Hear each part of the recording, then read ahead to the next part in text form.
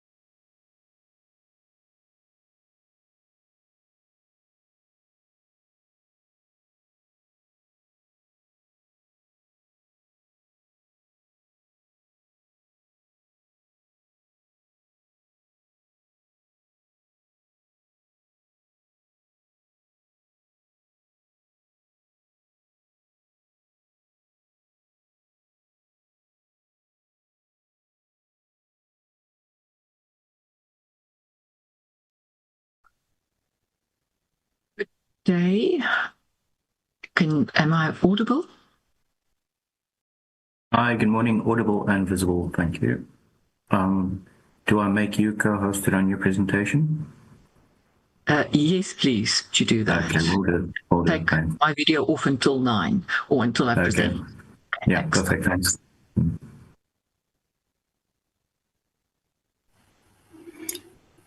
Maybe I should ask the question now. Are you going? We've sent the presentation earlier. Are you going to run with the presentations? It's up to you. You can do it yourself. I can make you co-host, and you can do it, or I can do it from my end. So it's entirely up to you. No, it's fine if it would to your end. No, Okay, well, I think it's fine. It means less admin. Yeah. okay, yeah. So if you can just indicate next slide, next slide, next slide, I'd appreciate that. Yes. Yeah. Okay, No, I will do that. I will well definitely done. do that. All right. Thank you very Thanks. much. Okay.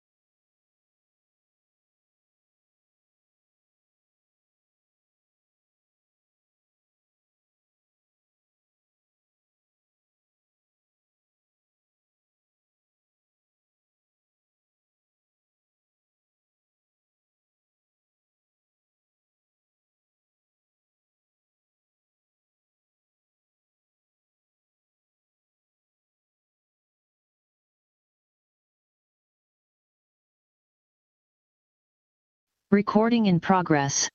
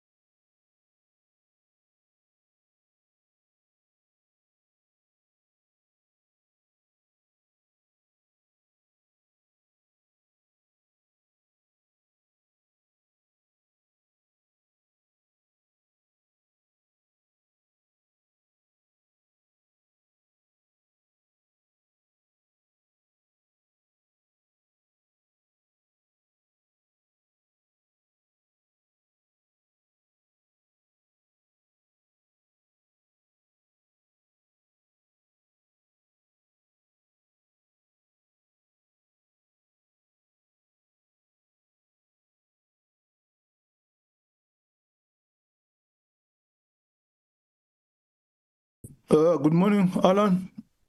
Putle.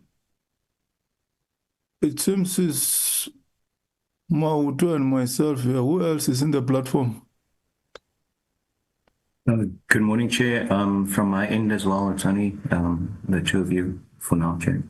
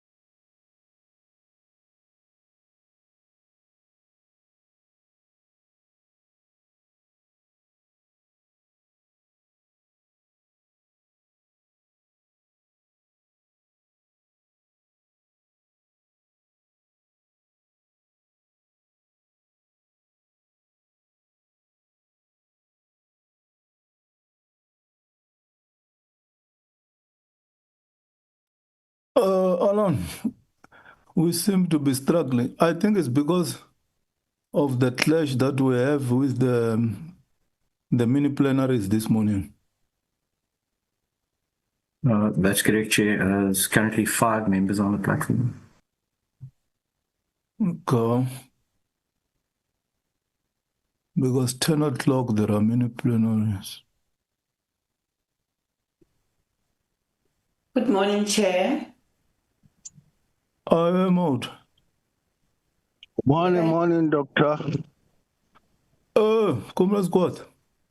Morning, Dr. Mkashana and the honorable members, the team. Morning. Morning, Sister. The guy speaker. Riting, Mkaya. Are you debating this morning, plenary? Yes, I'm debating, Chair. Hey, it's hectic. Hey, we'll have a problem with this. Yeah, we are going to have a problem. Squad, you know what debate? It's gone. Yes, what debate, Aliena? Lema utwe wa debate, le beke wa debate. So kita shala gili no shimuzumu. Don't worry, Chair. We've got our 2 gadgets on. One for Parliament, one for you. So Concentration divided. Hey. Yeah, no, it's very chaotic today. Hi, today is unworkable. Yes.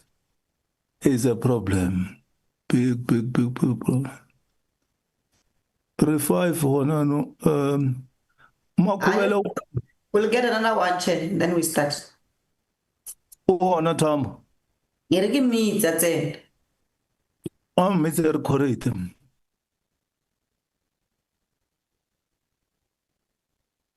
Come squad, tu kai makuvel. Mazibuku, lega cheka le makuvel mo. Okay, Chair, you give my phone in. So that the correct. Reset.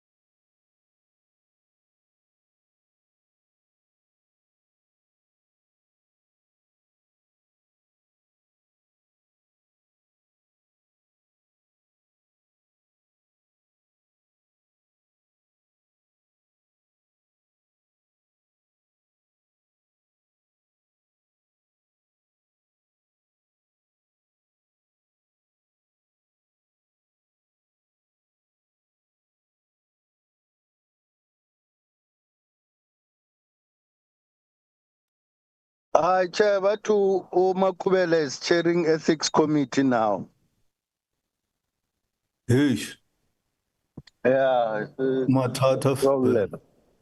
Oh, yeah, because I was requesting her to debate and she related to that meeting of ethics. So, yeah.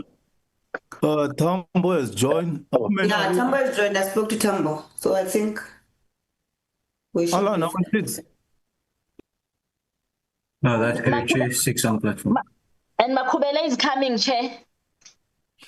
Okay. Let's start maybe before 9. We'll have pushed before 10. While some of you are still here, to push the program. Let me quickly open the meeting, as it's a continuation of meetings that we've had throughout the week to receive annual reports, accompanied by the report of the AG on National Treasury results and all the entities. You are all welcome. Do we have apologies? Yes, Chair. Standing apology, Ms. Lekhanyane, then Ms. Alexander and Mr. Beasley also sent apologies. Thanks, Chair. Okay, thank you. Let's move. Sorry, Chair, maybe also to note that we might not be fully participating because at 10 o'clock, as you said, we will be joining the mini plenary. Thank you, myself and the whip for the squad. Thank you. Okay. Thanks. Chair, sorry, Chair. The same applies to me. I'll still be in the meeting. I will only move to Parliament when I do the debate, and then I'll come back again. But I'll participate fully in the SCOF. Thank you. Okay, thanks. Honorable Sarpan. Thank you very much. Hello, Sorry, Sarpan. Chair. Yes, thank you very much. Sorry, there was somebody else speaking for a second. Chair, just to note, I did apologize for this meeting, but I connected because the Minister and DM Masanda were unavailable entirely. So I will stay on until 10 o'clock, but also due to the competing parliamentary sessions and other meetings, I will be off at that point, but I will come back as often as I can until the conclusion of this meeting. Thank you very much, Chair. Okay. From the look of things, it will be Mahuto and myself remaining in this meeting after 10 minutes. Is it not so balanced? Yeah, Chair, and sorry to break your word, but I've also just received a message from Dr. Burke that he's also in the debate and he will pop in from time to time. Okay, I will assess as to what we will do after 10. If we'll have to postpone, we'll do so. Because it will be of no use just to have a meeting for the sake of meeting when members are not here to contribute effectively. Makoven. Good morning, Chairperson. Can I also just indicate that I am getting into an ethics meeting in the next 5 minutes or so?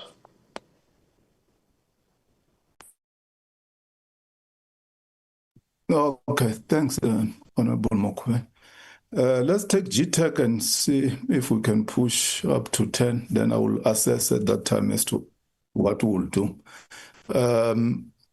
Honorable Sarpan, do you want to make opening remarks for the entities? Then they come after you. Yes, thank you very much, Chair. Obviously, we've got the more entities coming through today. And I'm sure that the committee will have lots of questions. So I don't want to delay the meeting considering the time pressure. Just to say that, of course, I will be on this meeting as long as I can and will take notes as I have been for the last 2 meetings on the recommendations of the members. So we do appreciate the inputs from the members on the way we manage and oversee these entities. Thank you very much, Chair. Thank you, Honorable Sarpan. Let's invite the leadership of GTAC to make a presentation on their annual report. Over to you. Good morning. I'd like to attach my presentation. Can they just give me some guidance here? How does it work? Share. Okay, I'm sharing my screen. There we go.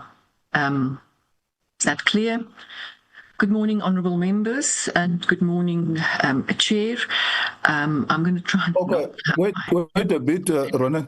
Alan, how much time are we allocating for presentations? It's 25 minutes, Chair. Okay. So, Rene, now it's 22 minutes past 9. Can you please time yourself for 25 minutes? Sure, sir. I'll be done. I'm going to put my alarm on my phone to be on a definite situation for you. I will be done. I talk very fast. So thank you very much, and good morning to all the honourable members and the chair again. I'm presenting the report from the GTAC side. What we're going to be talking about is the following. Let me click. I'm going to be introducing the discussion points, introducing GTAC, talk about our performance report, talk about our human capital stats, which has been asked for, financial standing, and a short conclusion.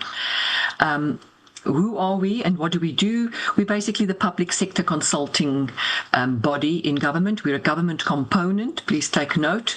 We provide all this assistance. We do some of the products that we produce are the big spending reviews, technical assistance to departments, as well as some project management services like the Jobs Fund. We also have a whole infrastructure component around an infrastructure pipeline and advice on the mega projects, as well as the PPP, the public-private partnerships. But importantly so also, we have a capacity development and knowledge management component, which is actually quite massive. And from, years of existence since 2013, there is quite a considerable body of knowledge on government and the type of problems we've encountered and fixed in government. So what sets us apart? We believe it's our specialized skills. We have a very high number of postgraduates that work in GTAC. We provide value for money, and we have a deep professional team that have a deep insight into government. We're not just a consulting house that are out there, making a living. We have a set of specialized skills, and government is a complex environment, and we provide that.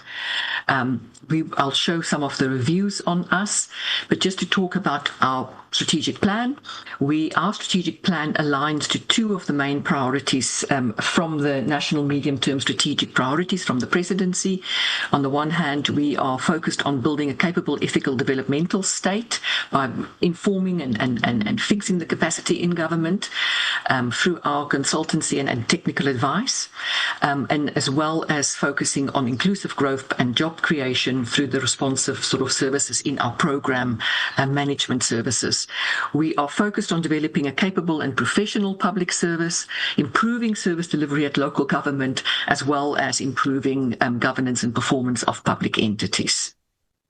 Our clients, just to give you a sense of how we work, our clients have called us, these are the words from our clients: professional with deep expertise, easy to appoint, client-focused, collaborative.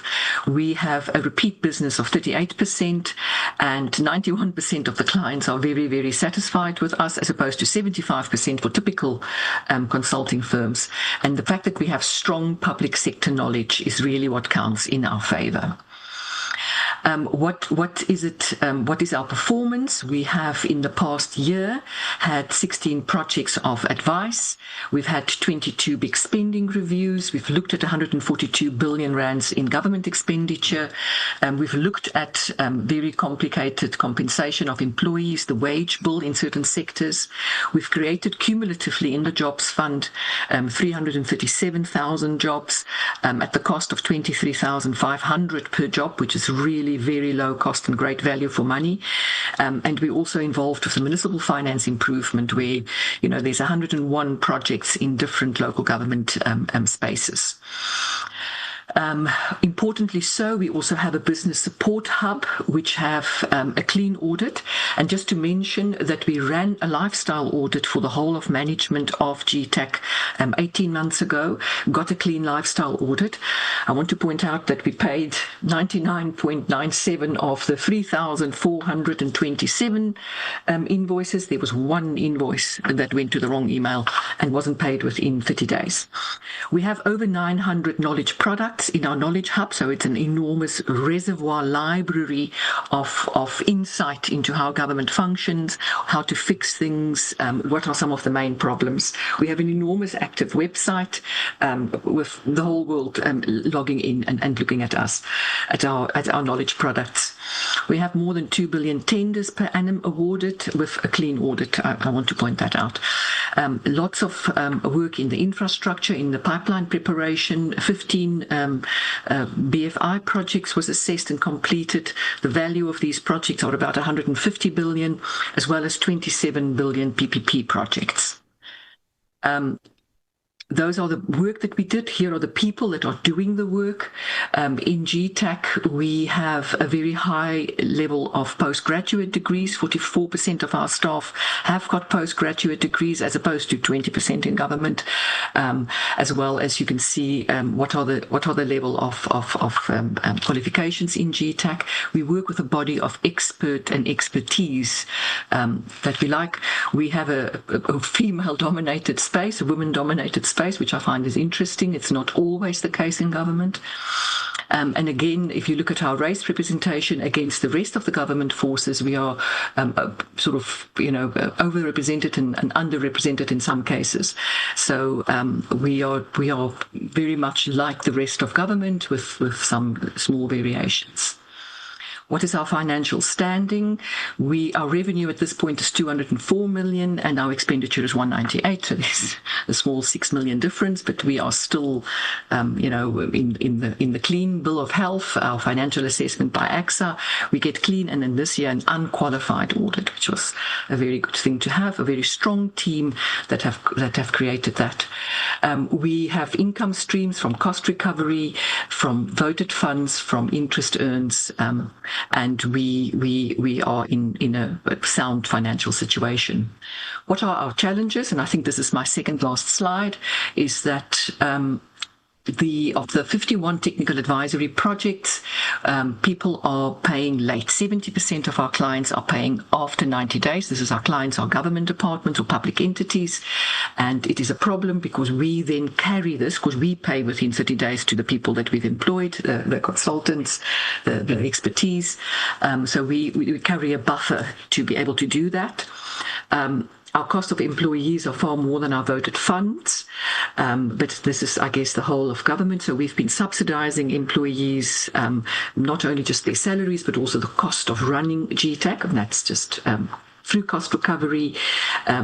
We are going to start asking clients to pay up front because we can't continue to carry this type of lax payment that we're experiencing. But we have a very tight financial management and constant prioritizing on our funding. And I need to say that it is because of a very strong team.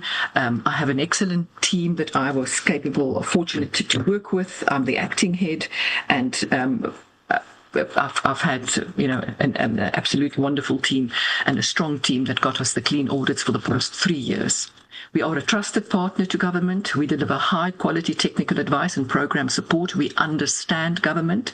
It's not like appointing a typical consultancy house where you have to explain government 101 to people. We are clearly committed and reliable, as you can see in the responses from our clients. And we definitely deliver maximum value on every rand that is spent. And our vision is to develop a capable, ethical and developmental state. Thank you. Thank you very much, Renee, for, I think you spent, is it 9 minutes or 7? That's very short, 10 minutes, sir. Thanks very much. SASRIA?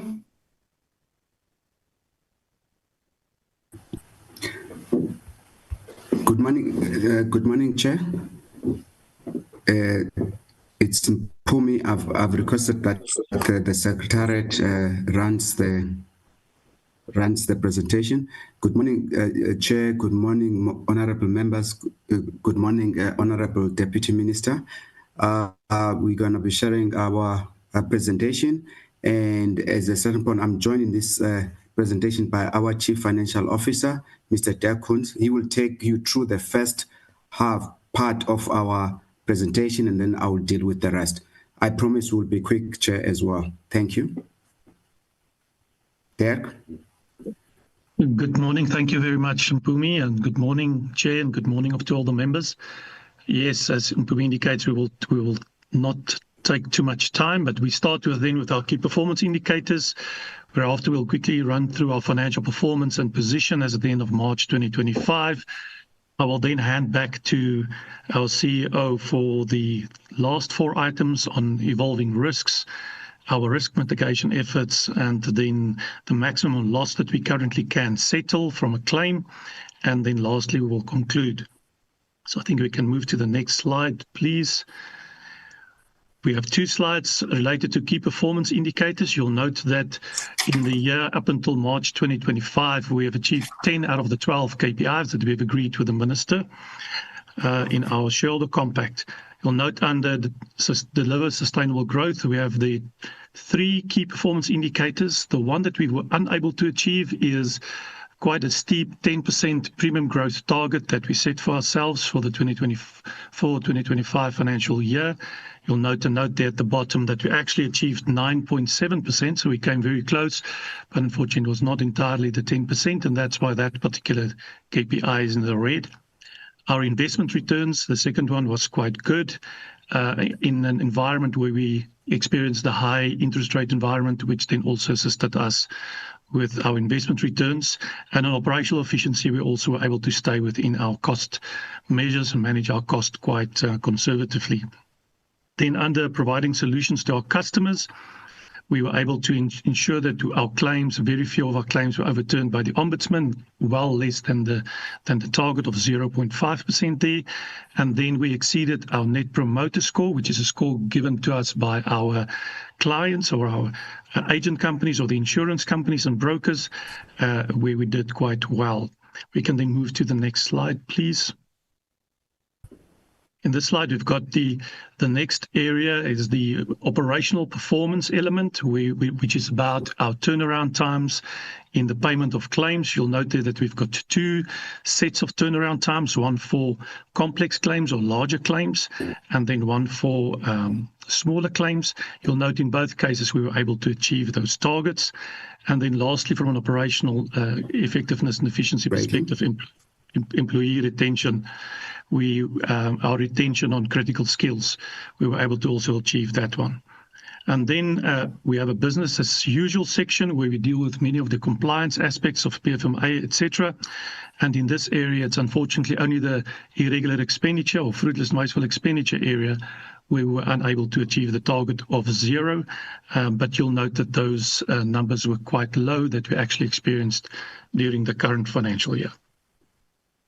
We can then move to the next set. We provide some key financial highlights on a one-year basis. You'll note that during the year then, we've already mentioned that our insurance revenue was up by 9.7%, which was slightly higher than the industry average. Our insurance results were quite good, also very much higher.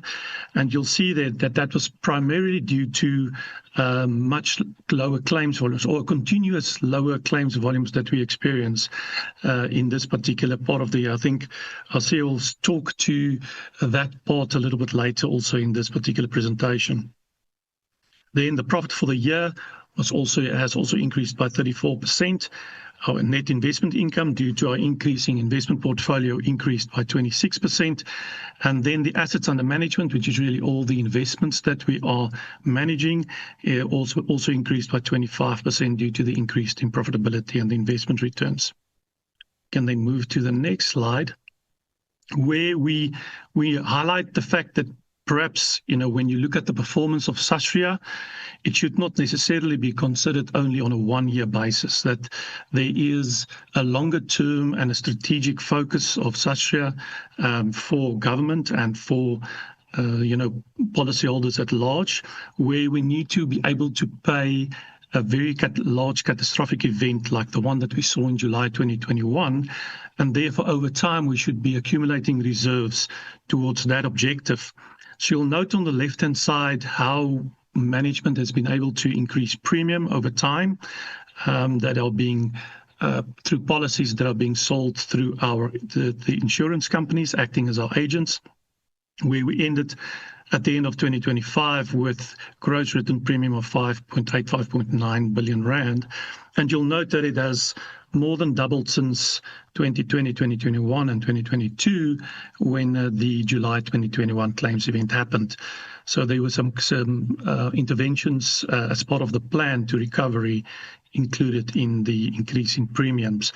On the right-hand side, then you can also then see that since the 25 or 24 billion rand loss that we suffered in 2022, we have not yet been, over the past 3 years, whilst profitability was very, very good and fantastic, we were not yet able to recover fully from that particular event. So we're still in a recovery phase from a financial perspective. So we can move to the next slide. Thank you. We do provide a bit of extracts from our income statement, just some line items that are worth highlighting. Again, we've got the insurance revenue there increasing by 9.7%. We've mentioned the gross claims, which is still low at 666 million. We have a net reinsurance expense, which was low also in the 2025 financial year. I think it's worth noting that it was the year of the elections, and combined with the hardened reinsurance market, we were not able to place our entire reinsurance program. So thus the premiums that we paid for reinsurance was also lower during that particular year. You'll note that we make reference to a quota share ceding rate there in the commentary. That is a proportional treaty that we have with reinsurers, where in the previous financial 2024, that treaty was for 42.4% of our business, and in 2025, it was only 20%. So that was the main driver for the lower reinsurance expenses. Then that led to these increased net insurance service results, or the old underwriting profit that an insurer would make before the times of IFRS 17, which is the new accounting standard. Then we also show the net investment income that increased by 26% on the back of the increased profitability, and then the profit of 4.5 billion for the year. A very healthy profit that adds considerably to our target of achieving a 30 billion rand reserves by the end of our current vision 2029. We can move then to the slide quickly on the balance sheet. Here you'll note the assets under management, which is really the assets that the investments we make, currently mostly in cash and money market and a little bit in bonds. You'll note there the 16.6 billion compared to 13.2 billion in the prior year. We then also have reinsurance contracts assets and contract liabilities. You'll see there at the bottom under liabilities, very technical terms in terms of IFRS 17, but it is really just making sure that we provide enough reserves for potential claims against the premium that we've already sold to our policyholders. So should there be any claims during this financial year, for example, the liability should cover that. And then under the assets, it's the portion on that we can recover from reinsurers. And maybe the last point on the slide is that our total equity, whilst our target is to be at 30 billion by the end of our Vision 2029 period, is now sitting at 18.6 billion. I think it's at this point then that I can hand over to Mpumi, our CEO, to update you on the next matters. Thank you. Thank you, Dirk. Thank you once more, Chairperson. So I'm going to deal with the forward-looking picture. Of course, as you know, the risks that SASRIA insures are hard to predict. So given that, it's always a challenge for us to give you a view of what is likely to happen into the future. But what we are picking up as material emerging risks that we are foreseeing that could affect SASRIA's performance is a systematic failure of public infrastructure. Yes, we've made some headways insofar as fixing the energy space, in particular load reduction. We are seeing challenges, of course, with the water situation, the geopolitical instability in the world, whether you're looking at the situation in Israel, Palestine, or Russia, Ukraine. Given that sort of instability that is going on, it does tend to affect the reinsurance premiums that we pay. The government of national unity or provincial unity instability, coalition governments are very difficult to manage. For instance, you will see in some long-established coalition governments, in particular in developed countries. For instance, Spain has been unable to pass a budget for the last 2 years, so it does present certain risks. Labor, as much as things have stabilized in the labor front, given that some of the state-owned entities have turned around, we're seeing higher demands for salary increases, and of course, extremely high youth unemployment and an increasing number of non-connected events, whether you're looking at the food poisoning events that we experienced in the last year, illegal mining and taxi-related violence. and of course, increase in the frequency and severity of extreme weather. Even though SASRIA does not cover weather, but the impact it has on communities, it's such that they end up protesting and leading to some form of damage. And of course, what you asked, for instance, I was at the University of Fort Hare yesterday. There we've got quite a significant claim of about minimum 350 million rands. And then finally, the low economic growth as the unemployment rate that we experience in the country. Next slide. You can go to the next slide. So globally, what are the causes of unrest? You are seeing, for instance, failure of political representation, civil rights movements. You'll see there are quite a number of protests that are going on in the world, and in particular in the US, related to the catastrophic Palestinian situation, economic justice and anti-austerity movements, and global justice. So globally, we are seeing an increase in the number of protests, and South Africa is no different, as you'll see in the next slides. Next slide, please.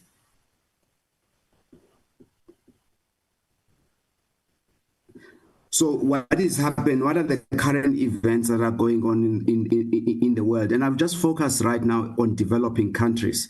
So you have seen after the elections in Tanzania, there are currently protests on the go in that particular country. It's unlikely that the government of the day will survive it. You might see a change of government due to the protests that are going on in there. We have seen the military coming out to try and stabilize the situation.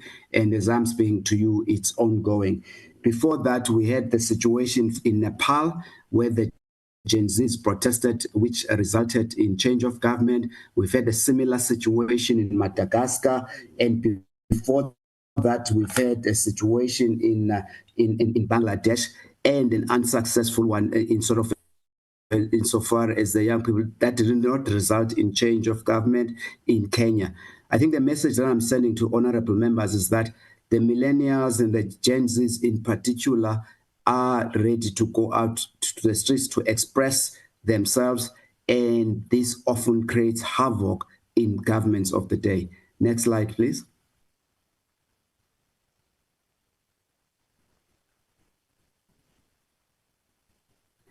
So we've been monitoring, protests in South Africa, and that slide just shows that we have had a steep increase in the number of protests.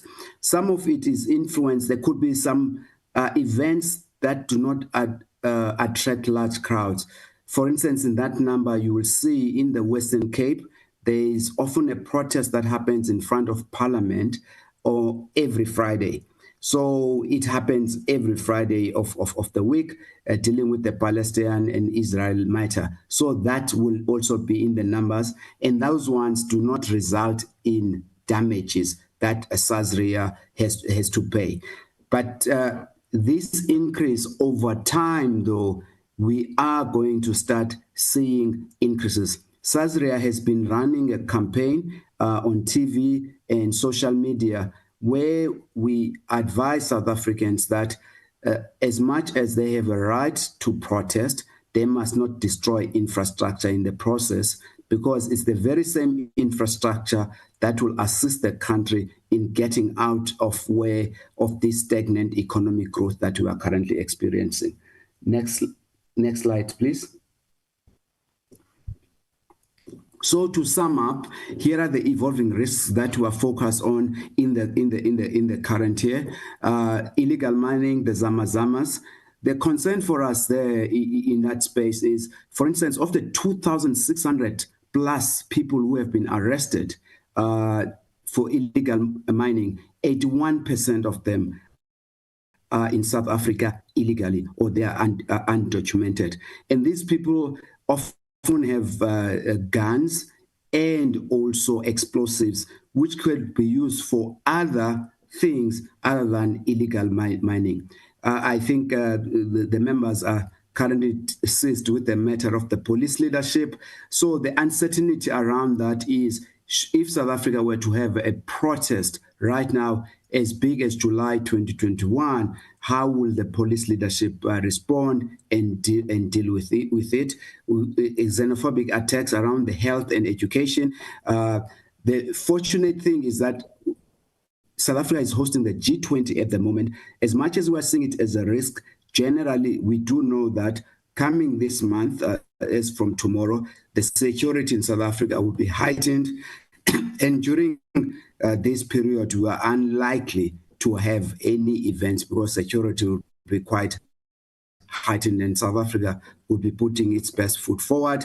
The availability of water, as I touched on earlier on, the unemployment youth demand. I'm raising in particular this issue that happened in Roslyn or Northern Tshwane, and there we had organized youth formation going into various companies making demands for jobs. It is really for the first time that as SASRIA we've seen in the last 4 years where youth are using extensively social media to organize a protest that of that magnitude, and they went into the various industrial companies in Roslyn. As you know, Roslyn is a hub for motor manufacturing, in particular BMW and Nissan.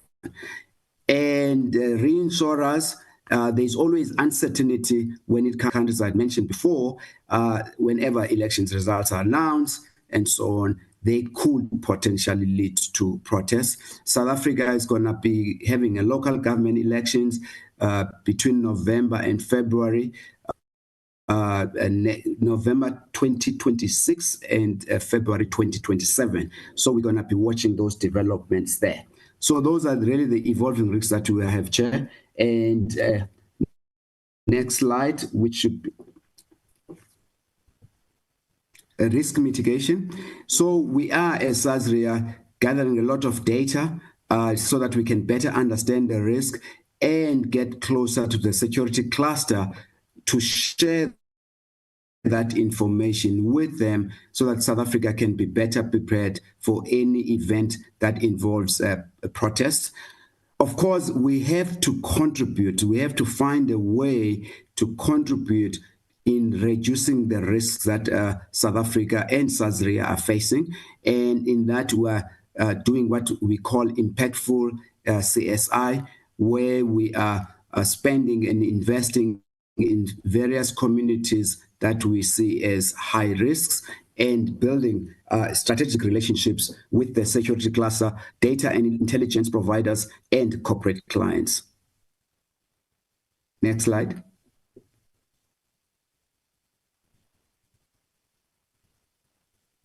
Next one. So this slide, which is my final slide, Chair and honorable members, really shows as of today, SASRIA will be able to deal with a CAT event of 20 billion. So you will recall that July 2021 came in at a final cost of 31.5 billion rand, excluding what we call attritional claims. If you include attritional claims for that year, we ended up at close to 35 billion rands in claims losses. So as we are speaking to you now, and as the CFO has previously stated, we have 9 billion rands and reinsurance arrangements as well. So SASRIA can comfortably handle an event of 20 billion or below. If we were to have an event above 20 billion, we will have to come back to the state and ask for assistance. I thank you, Chair. We will take questions later on.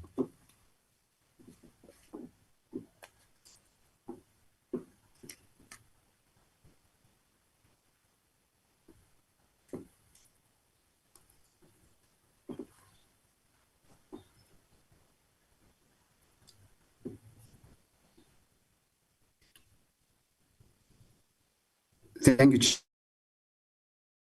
Chair. Okay. Hey, there's a connectivity challenge here. Okay. Thanks very much, SASRIA. Pension funds adjudicator. Good morning, Chairperson, honorable members, and the Deputy Minister.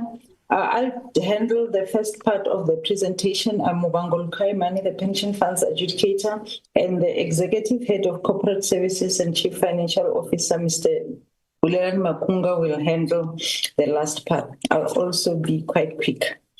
That is just our background slide. Next slide, please.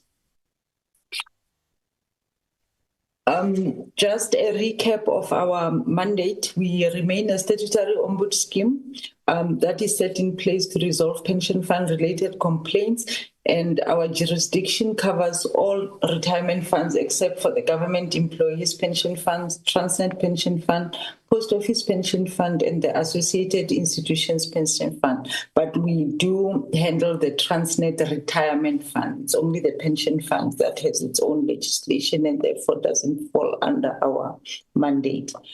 Next slide, please. Currently, the biggest hurdle that we have in terms of our jurisdiction is the fact that the courts have determined that prescription does run against pension fund contributions. Therefore, when people consider our complaints, if complainants don't approach us within 3 years of those contributions outstanding or whatever matter it is that they wish to raise, we're unable to entertain that. We also don't deal with complaints where funds are under liquidation, also where employers are undergoing business rescue, or where a matter is pending at any civil court, because our jurisdiction is equal to that of the High Court. We also do not deal with complaints relating to the enforcement of, to the apportionment of surplus. Next slide.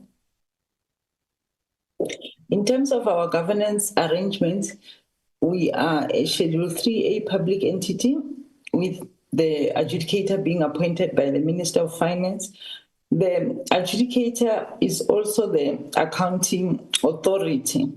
Therefore, because they are both accounting officer and accounting authority, we have then delegated the accounting officer responsibilities to the executive head of corporate services and the CFO in order for us to maintain proper corporate governance.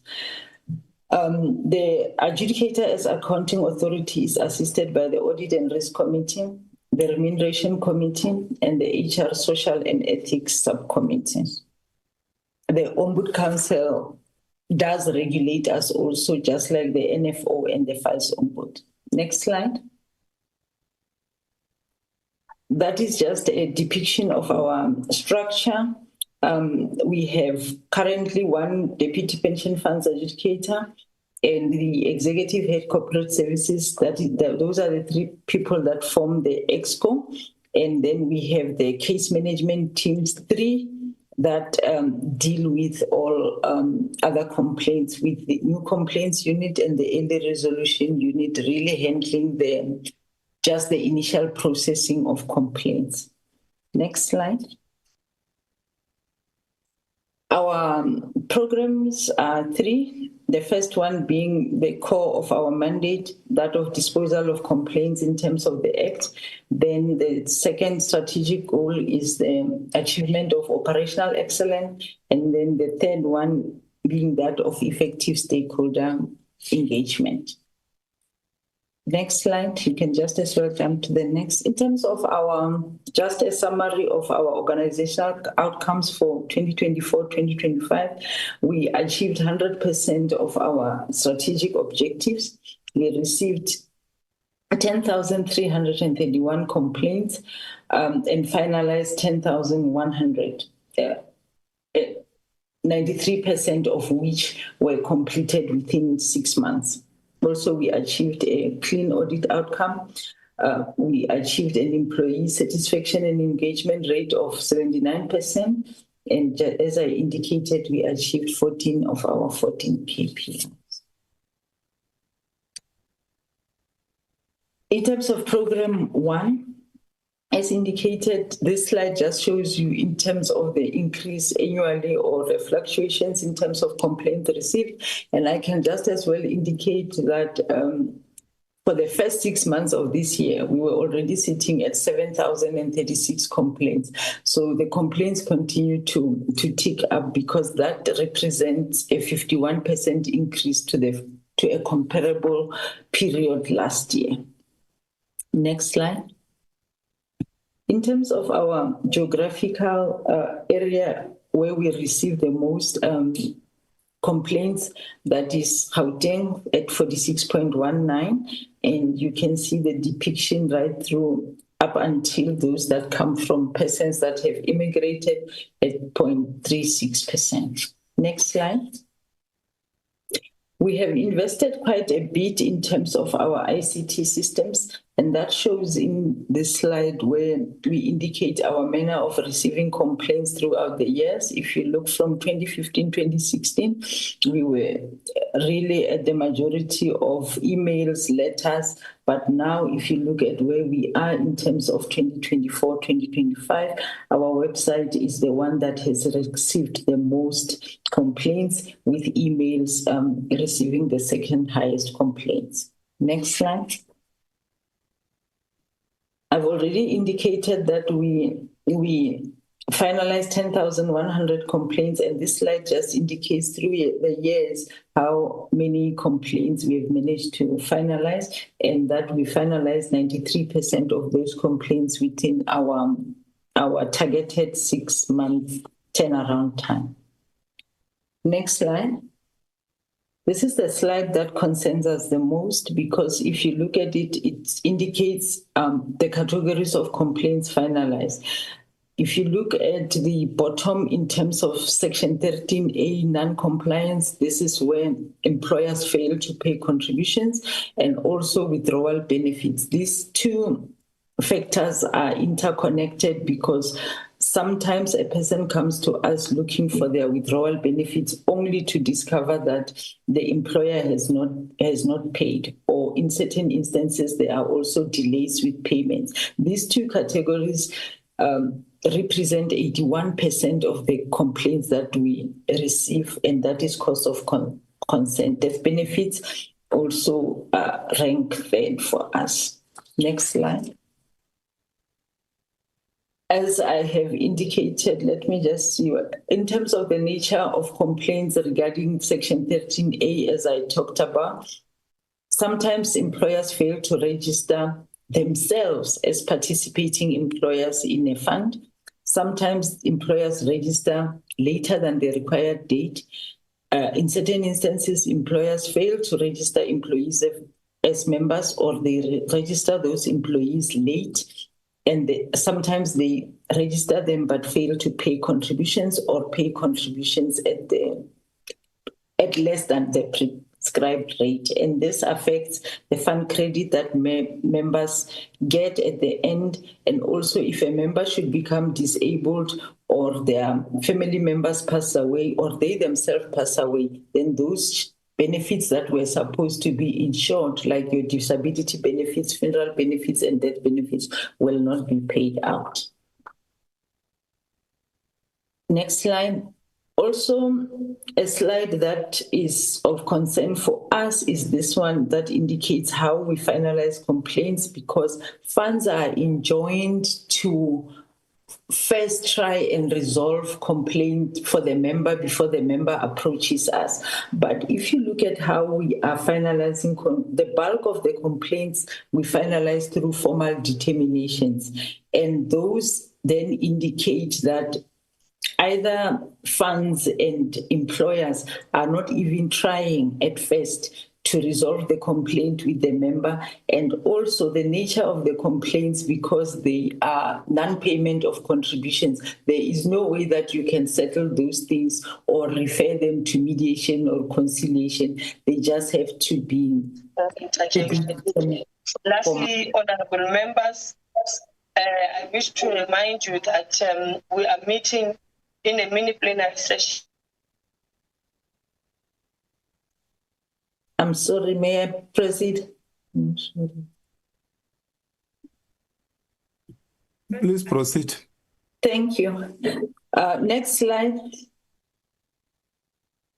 Also, we have started tracking the nature of two-pot inquiries with the implementation of the two-pot system from September 2024. We received 2,246 inquiries that dealt with two-pot, and there we indicate the top 20 funds that where we receive complaints with you can see there in terms of the private sector, security pension fund, motor industries, GEPF, and all those funds that are indicated there, and also the nature of the inquiries that we received relating to two-pot were payment status, where people wanted to know how far their payment is. Some were complaining mostly about the delay in payment.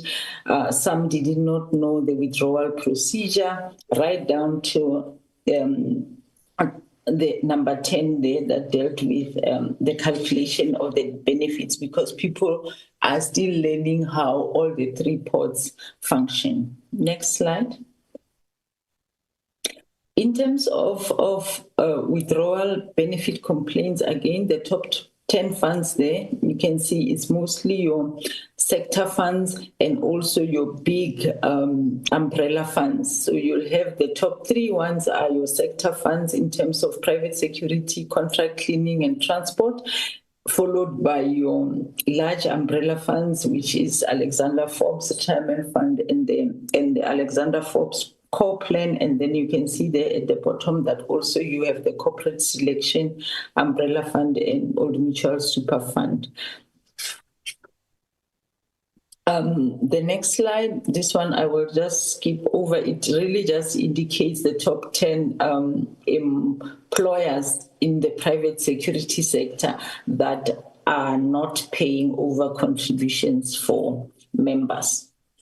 The next slide indicates the top 10 municipalities where we have received the most complaints in terms of non-payment of contributions again. Thank you very much, Chair. I'll hand over to the Executive Head Corporate Services and CFO. Morning, Chair, and thank you, members. So I'm going to be taking you through Program 2 and also Program 3, which focuses more on governance and administration KPIs.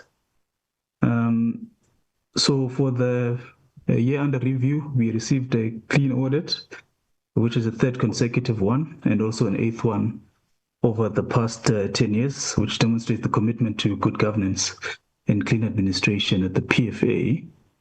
We also track Chair performance against the Employment Equity Plan, mainly the designated groups, where we've achieved all the 3 areas that we track, which include Black employees, female employee representation, and employees living with disabilities. Also, Chair, we also track information regarding the payment of suppliers, and out of the 700 suppliers or invoices that we received, 100% of those invoices were paid within 30 days. With regards to Program 3, effective stakeholder management, we had over 400 activities regarding stakeholder management, which include outreach programs, media interviewed, media releases, and also publications. And we also now and then do a dipstick, looking at external stakeholder satisfaction rate and also satisfaction rate internally. And in the 2023-2024, we had 84% external stakeholder satisfaction rate. And we also conducted one for employees internally, where we had 79% against a target of 60%, Chair. In terms of risks, the top 5 risks that the entity is currently facing, I think the first one is around the changes in the leadership. We are waiting for an incoming pension funds adjudicator, which is due to start in December. And also the current deputy pension funds adjudicator only has 8 months left. And there's also some changes as well in the governance committees that were appointed now in September. So that uncertainty regarding those appointments does affect the business from an OD point of view. But I think what I'd like to highlight, which has now been elevated, Chair, is the issues regarding the delays in the budget approval for the OPFA. We are 7 months in the current 2024-2025 year, and our budget has still not been approved, Chair. And obviously, this exposes the business and also risks us not delivering on our mandate. In terms of outlook, so these are the main themes really for the short to the medium term in the organization. One is indicated around the leadership changes and also the transition with the new governance structures.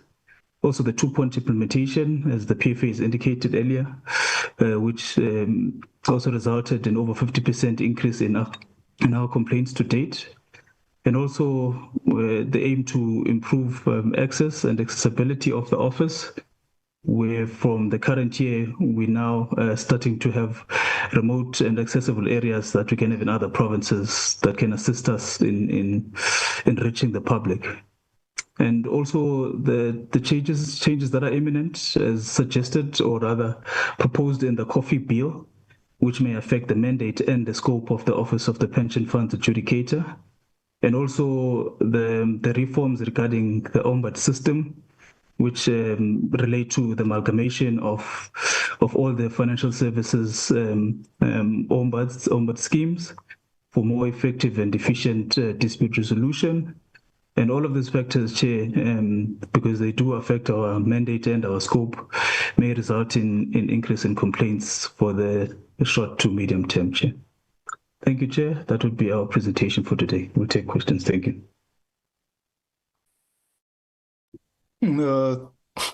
Thanks, Pension Fund Administrator.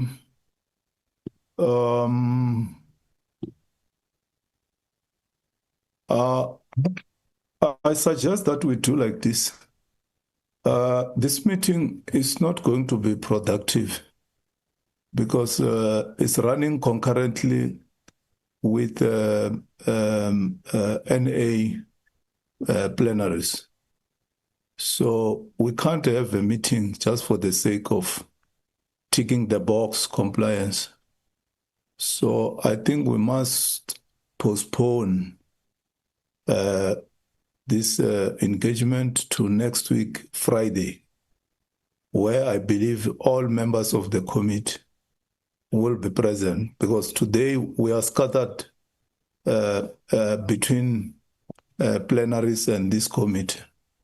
So, as I've said, that it can't just be that we are having this meeting for the sake of having the meeting.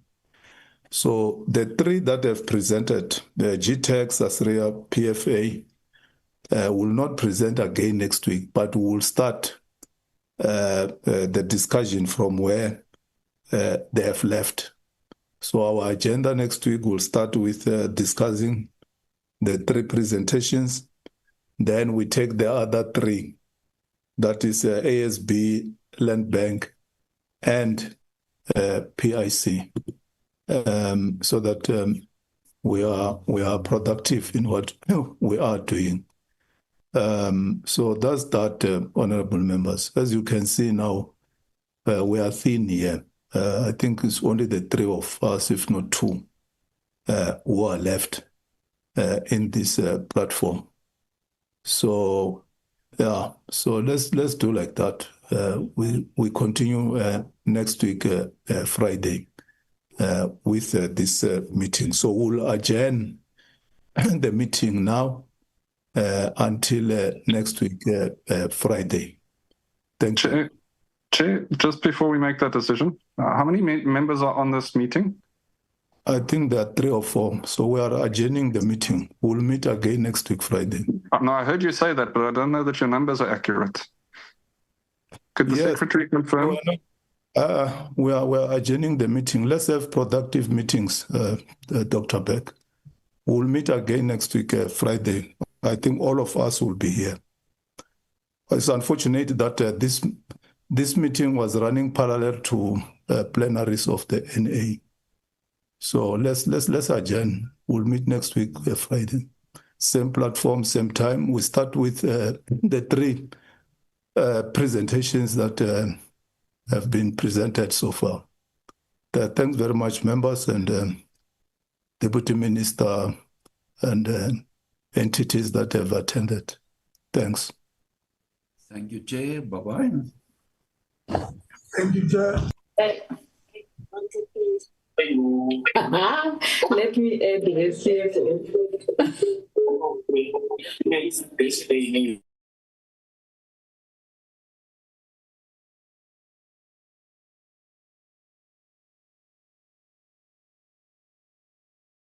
Recording stopped.